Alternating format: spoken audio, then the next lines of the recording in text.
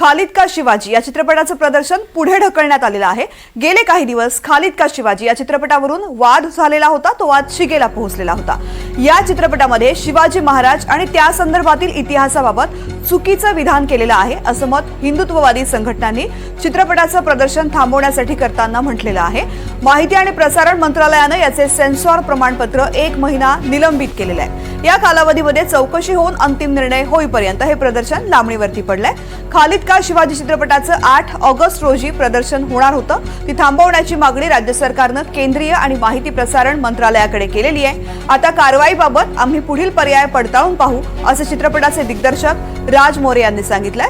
राज्याच्या सांस्कृतिक विभागाचे सचिव किरण कुलकर्णी यांनी केंद्रीय आणि माहिती प्रसारण मंत्रालयाकडे पत्राद्वारे चित्रपटाचं पुनःपरीक्षण करण्याची सूचना सेन्सॉर बोर्डाला करावी अशी मागणी केली आहे।